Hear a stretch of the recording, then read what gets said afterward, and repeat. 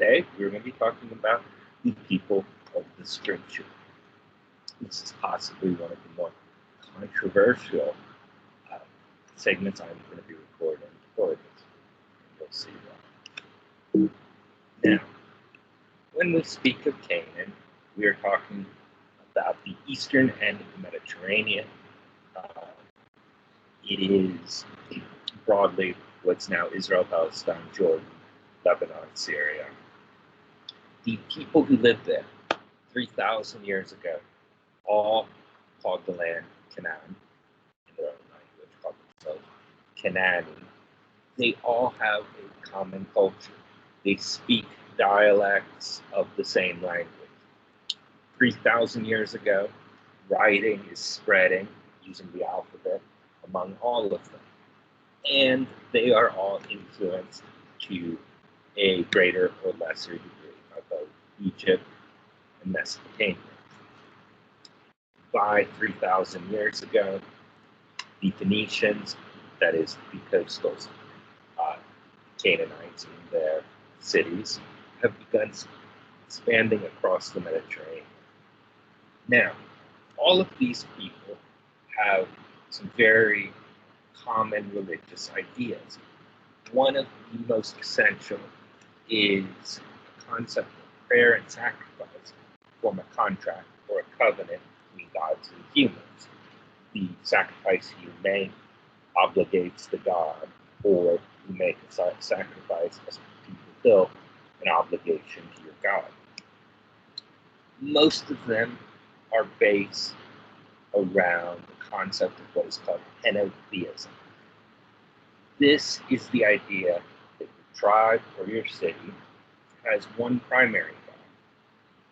His house or her house, temple, is the major structure in your city. The city is around the temple. Or if you are a tribal group that does not have a city, you have your key holy place on top of a mountain where your primary god is worshipped. You believe that your God, the God of your people, is the ruler of your people on a higher level. Your king is his viceroy. But you do not believe that your God is the only God. Your God may have lesser gods who serve him, a wife, usually called Asherah, attendants in his court, just as a king would have. And of course, there are other gods in other realms. In these cities and tribes, the most common god we worship is Baal. Baal means Lord in Canaan, and is also usually the chief god. Some of the tribes and cities have particular other gods. In the kingdom of Moab, Shamash, who is the god of the sun. In Ammon, it is Milcom. In Edom, it's Taos. Those three kingdoms are in what's now Jordan. In Sidon, it's the goddess Asherah. In Tyre, it's Baal. Those are both Phoenician cities. Among the Philistines, it's Dagon, the sea god. In the city of Homs, it's El Gabal, that is El of the mountain. In Damascus, again, it's Baal. And in the kingdoms of Judah and Israel, it is Yahweh. But all of them see their God as not the sole God. Their God defends his people. God defends his people and has a relationship as protector and Lord of his people, but other peoples have their own gods, which is a very important concept to get. Now, in these cities, the temple is by far the biggest structure. Usually it will have an inner court and an outer court. The inner court can only be gone into by priests, the outer court by the whole people. Those who are not from the people are not allowed to enter. The priests are in charge of blood sacrifices. They sacrifice animals to the gods. In most of these cities and tribes, they have the practice of what's called a scapegoat. These sins and crimes or whatever of the people are placed on an animal that is then sacrificed. There are severe rituals of cleanliness and forbidden practices, often to separate one group from another. There are specific ritual sacred meals for each group that people of other groups are forbidden from having. All sorts of rituals of cleanliness for almost all of the Canaanites. Washing and cleaning oneself before taking part in prayer is a necessity. There's some odd practices in some of these cities and temples. For instance, in Sidon, where Asherah is the chief goddess, there is a practice of sacred prostitution, which is somewhat unusual in that women are expected to serve the goddess before they can get married. And to do so, they must stand outside the temple with a begging bowl until someone comes along, puts some sort of payment in the bowl, and then agrees to have sex with the woman, which then allows her to fulfill her obligation. Having done that, she can get married. I'm going to assume that the normal way this would work, the young man and young woman are planning to get married. She goes to the temple, he goes and is the first person to arrive. But I'm not really certain how it would work in practice. This is one of those practices we mainly see in documents from other cultures talking about how terrible the people are who do this. It's also found in some Mesopotamian temples. Now, that though is by far the least egregious thing done in Canaan according to their neighbors. What will shock Romans, Greeks, and Hebrews, as well as presumably Egyptians and Mesopotamians, is the practice of human sacrifice. This seems to have been quite common in the early period, but to have died out in most of the Canaanite cities between 1000 BC and 500 BC. However, we continue on in the Western Phoenician colonies for a few centuries longer.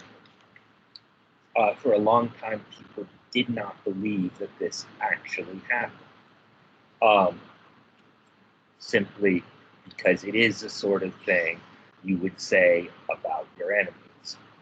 The concept of this sort of human sacrifice in Canaanite religion is quite different from the sort of human sacrifice we might think of. The Canaanites do not sacrifice their enemies to their gods. They do not sacrifice criminals to their gods, both of those being done in some other societies that practice human sacrifice. Because, of course, the gods wouldn't be impressed. You killed somebody you wanted dead, okay, well, thanks, but that doesn't really do much for me, presumably the god would say. Instead, the idea was that the children who were sacrificed were the children of the people. Now, for a long time, as I said, this is doubted. However, archaeology in both the old Canaanite homeland and the Phoenician colonies in North Africa turned up sites like this. This is what's called a tophet. This is a tophet in Carthage in North Africa. It is a burial ground. Each of these stones is a monument. Many of them have inscriptions that you can read. And they are monuments put up by parents to their children who have been sacrificed to one of the gods. Similar things have been found in Phoenician cities, what's now Lebanon. There are other sites that where these are thought to be, including even in the city of Jerusalem. Curious thing with the Tophets, having visited the one in Carthage, it was definitely one of the more, should I say, disturbing places I've been in my life. In Jerusalem, we were taken to dinner next to the Valley of Gehenna. And I noticed that here in the middle of a large city, where almost every square foot is not only built up, it is fought over, there's this area where there's nothing. 3,000 years after human sacrifices were done there, no one wants to build in the Vale of Gehenna simply because it's too creepy, even 3,000 years later. Now, the sacrifice, not only would it be made by a Canaanite of their own children, but ideally it would be their favorite child. And the favorite child, not just of any Canaanite, but of an important person. You know, if the king sacrifices his oldest son, this is something that the gods would be impressed by. We have some reflections of this even in their own myths. Myth that is supposed to come from Phoenicia says that it was the custom among the ancients in times of great calamity, in order to prevent the ruin of all, for the rulers of the city or nation to sacrifice to the avenging deities the most beloved of their children as the price of redemption. And we find out that even in their own mythology, the gods themselves did this. The god, whom the Phoenicians called El, had an only son, who on that account is styled Ayub, as the only begotten son.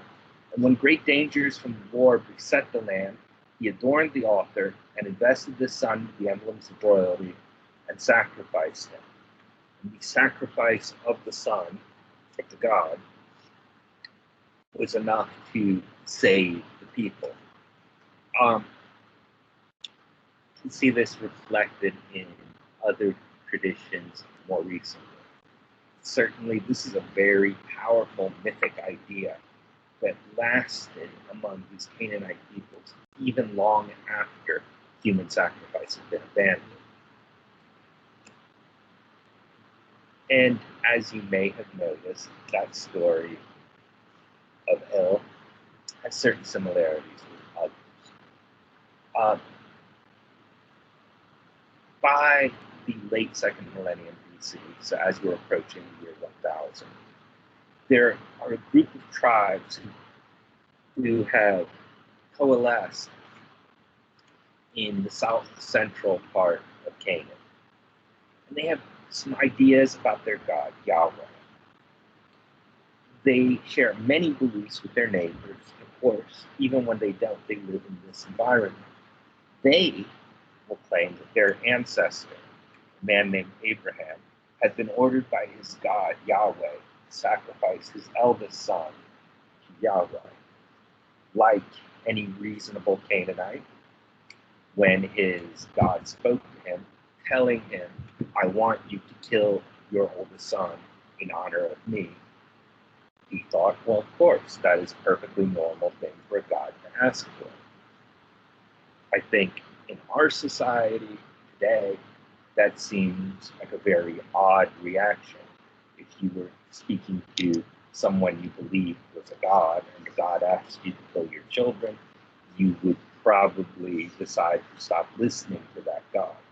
But not Abraham, because he is a Canaanite.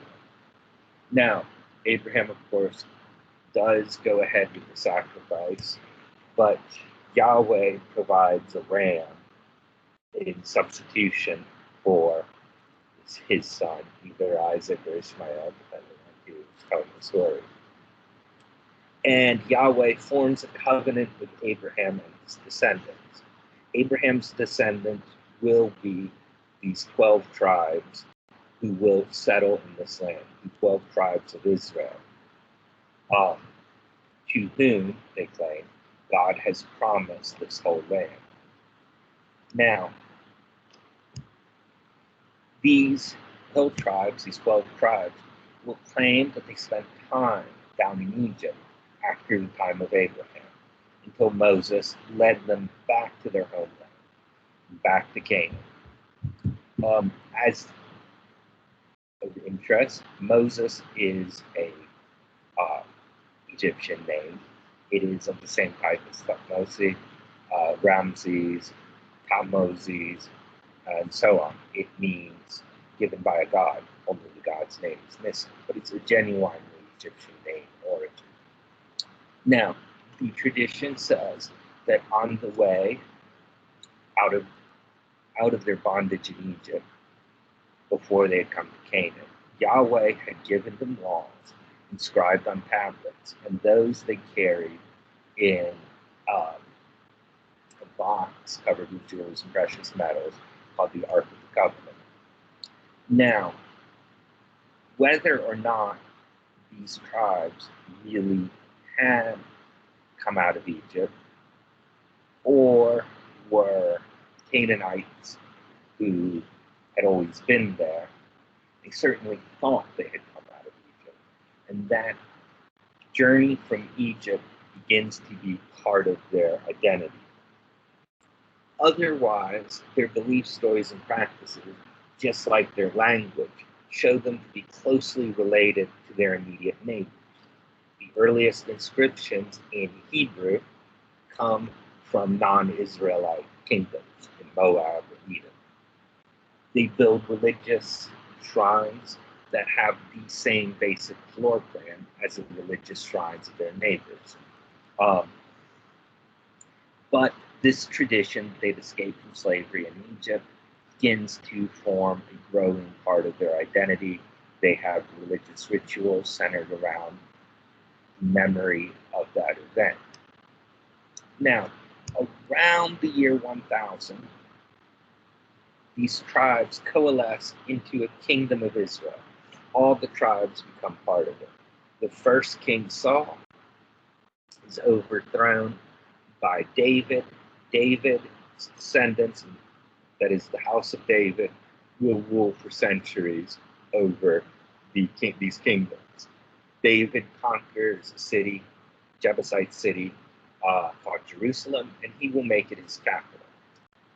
Now, his son and successor, Solomon, builds a temple to the God of Israel there in Jerusalem.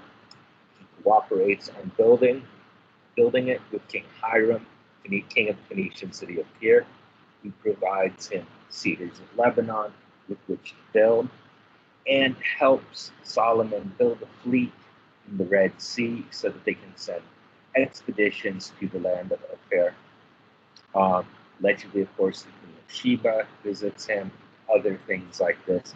And his wisdom, the wisdom of Solomon, becomes a thing of stories. I'm sure we can all think of a couple of them. It's truly the golden age of the kingdom.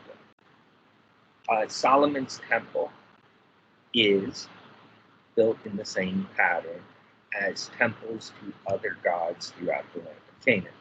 There is a Holy of Holies, surrounded by an inner court to which only priests can go, and then an outer area to which ordinary people can assemble. The objects like the Ark of the Covenant will be kept inside the temple, where in other Canaanite populations they would have perhaps a statue of their god. Now, after less than a century, the kingdom of David and Solomon breaks in half. The northern kingdom takes the name of Israel. It is the larger and stronger kingdom, but it falls after about 200 years to the Assyrians, while the Assyrians are moving southwards. Fighting the Assyrians had brought the Cushite kings from Egypt into the region as allies, as we mentioned earlier.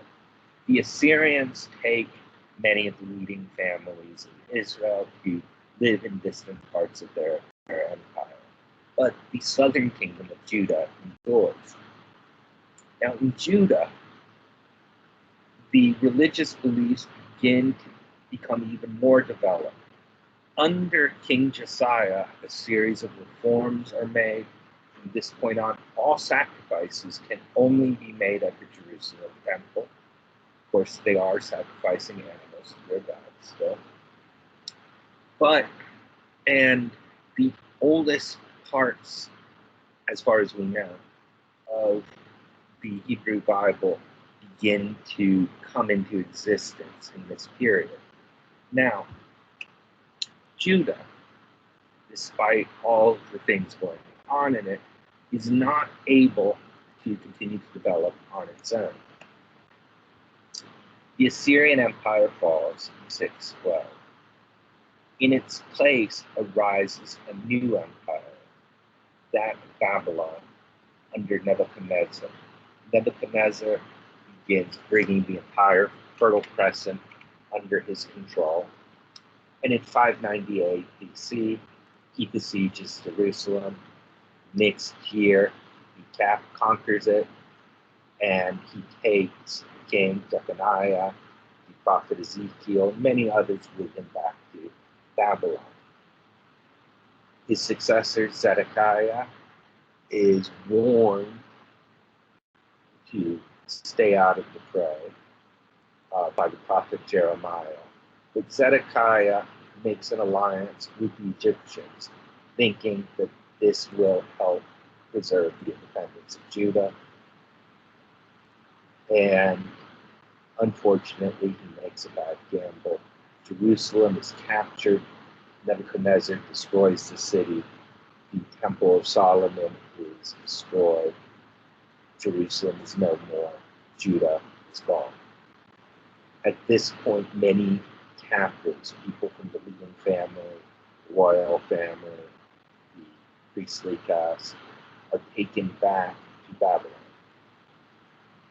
Other survivors of the Babylonian conquest will flee to neighboring kingdoms, including Egypt. And there begins to be, from this point onwards, a large Jewish community in Egypt that will endure down basically almost to the present. There will be a large community of Jewish mercenaries who are enlisted by the king of Egypt, the Pharaoh, to defend Egypt from Nubian invasion and are settled in the far south of Egypt. Meanwhile, there's now a large Jewish community in Babylon itself that includes many of the elite from the former kingdom of Judah. Now, in Babylon, the exiles try to recreate their life. They no longer have their temple. These people believe and follow the reforms of Josiah, saying that the only place you can make sacrifices is at Jerusalem itself. They attempt to maintain their rules of ritual cleanliness and all their other practices. They are not completely isolated from their Babylonian neighbors. It is suspected that many of those similarities between Mesopotamian stories and biblical accounts are learned at this point. It's like the flood story, the story of Sargon's childhood, some of these other stories about creation, things like that.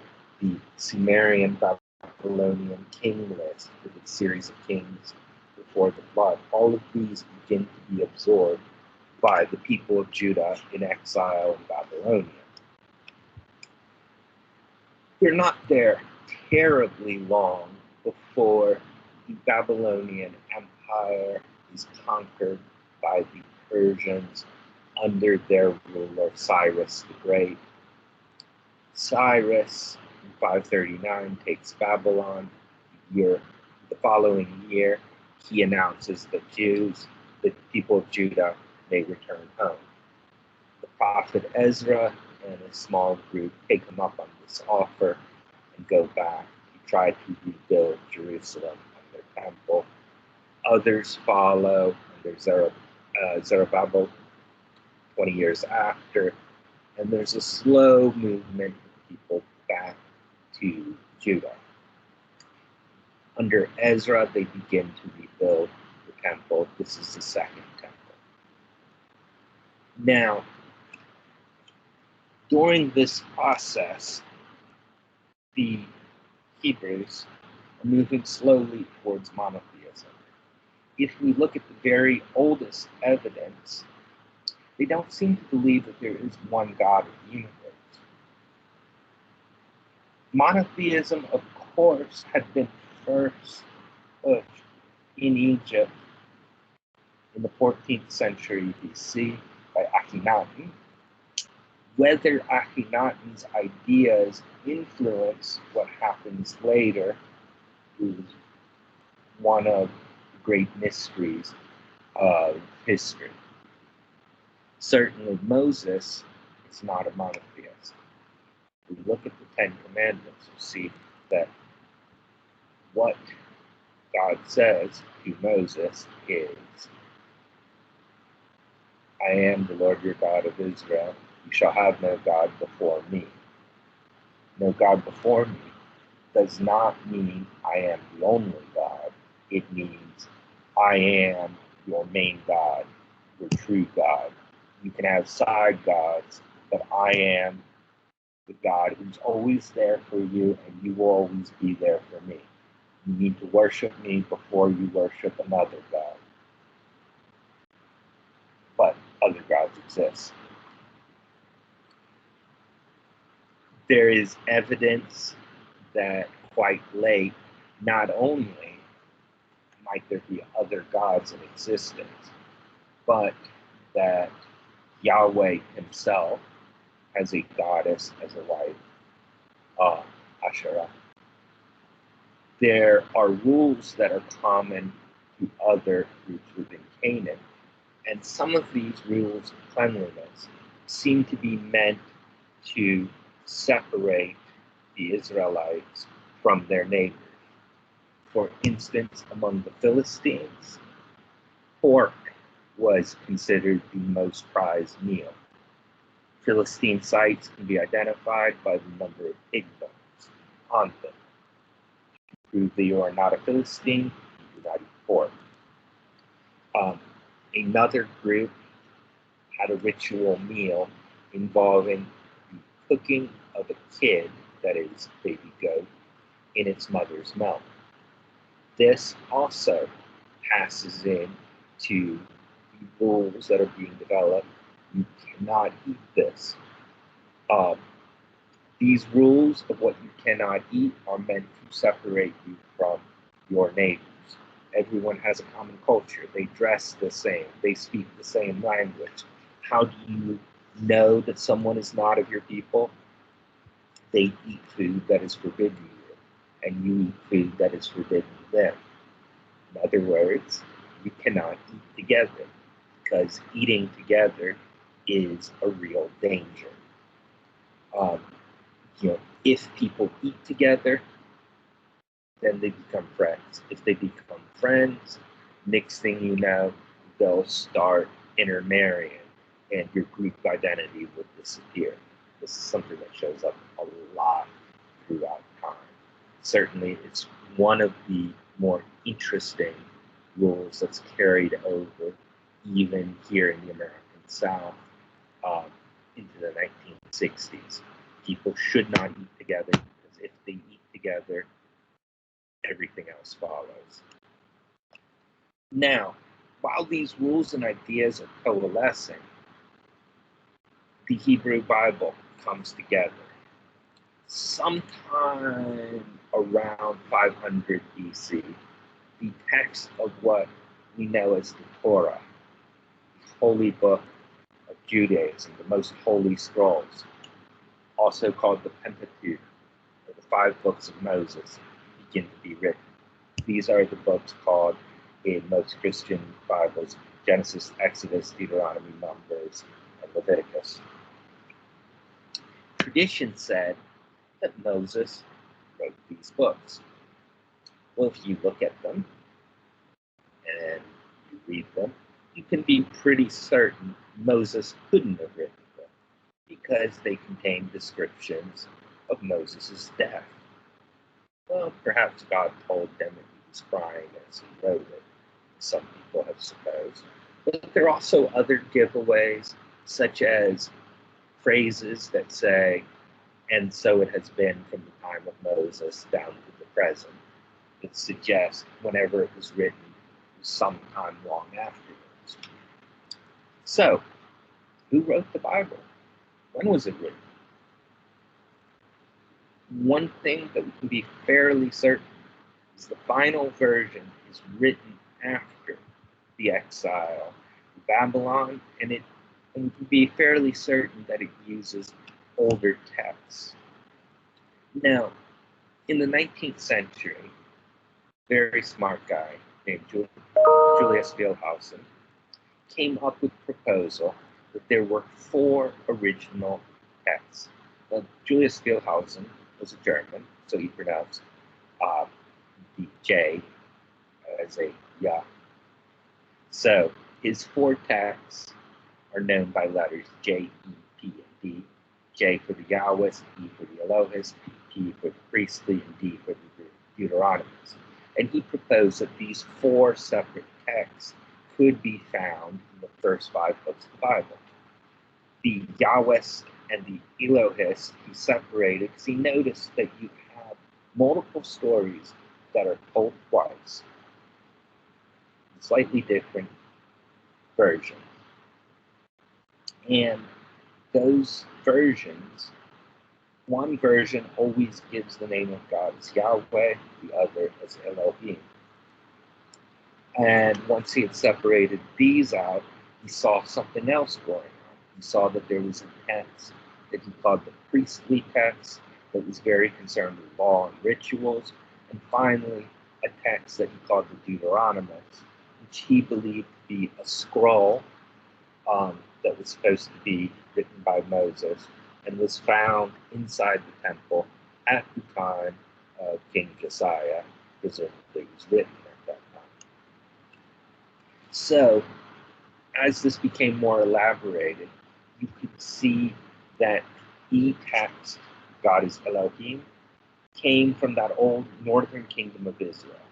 And it combined with another early text, the J, the Yahweh text from Judah. And these 2 were combined sometime after the northern kingdom disappeared, when then were later combined with these texts of the priestly tradition and the Deuteronomist tradition, all of them being basically cut and pasted together until sometime in the 6th century, when the final form came into being. Now, when they do so, they do some things that are very odd. And it looks very much like if you start breaking up the book of Genesis, you'll find things like the order of the days of creation. First, they're given in one order, and then in the second order, and the 2 orders are not the same. And these are on basically successive pages in the book. If you were to submit a paper to me where you had such different texts, I would assume you would cut and pasted 2 things together and would go looking for them to figure out where you had plagiarized them. And that seems to be how this has happened, that someone has cut and pasted older texts together and remixed them. The reason for it seems to be that right around the year 500, the older Hebrew script, which looked like the Phoenician script, with those letters that look vaguely like ours, the Aleph looks like an A, like an ox's head, begins to be replaced by what is called Aramaic square script, what we know as modern people, which does not look like them. So you needed to rewrite all the old texts so that you could read them. At the same time, the spread of the community of Judah to Egypt and Mesopotamia had begun to create wider horizons. There were new ideas, new philosophical ideas coming in as people from Judah were meeting Persians, Greeks, Egyptians, all the other people throughout the ancient Middle East. At the same time, the sacredness of Jerusalem was becoming more and more important as other shrines disappeared. The end effect is in the years right around 500, by people whose identity is possibly lost to time, though the prophet Ezra has been alleged by many people to be the final author. The Bible as we know it begins to come into existence, and that version contains all of these other influences. Now, in case you thought I'm going out on a limb, I'm going to end with one final thing. Now, down in Egypt, there had been a settlement of mercenaries from Judah from about 650 BC. Pharaoh Psamtik first moves them there. There is a large self-identified Jewish community in southern Egypt. In fact, these are the first people anywhere who identified themselves as what we can call Jews. Now remember, the only temple allowed is supposed to be in Jerusalem, yet they have their own temple. It follows the same basic pattern as the temple in Jerusalem, as the tabernacle that Moses had in the wilderness, similar to other Canaanite temples with altar on which animal sacrifices could be made. We have letters from members of this community where they describe themselves as being from Judah. Some of the letters describe traveling to Jerusalem to worship. And in the letters, they refer to, when you get to Jerusalem, make a sacrifice in my honor. Remember to sacrifice for me to Yahweh and also to Anat-Yahu. Who is Anat-Yahu? Anat-Yahu is Yahweh's wife. Argue that this is a deviant group, but at the same time, these are the oldest surviving documents from anywhere that clearly identify people as worshiping Yahweh in Jerusalem, calling themselves the people of Judah, and they're not monotheists. Anyway, I think it's a very interesting puzzle. And I will leave that at that. And hopefully I will have stirred up many, many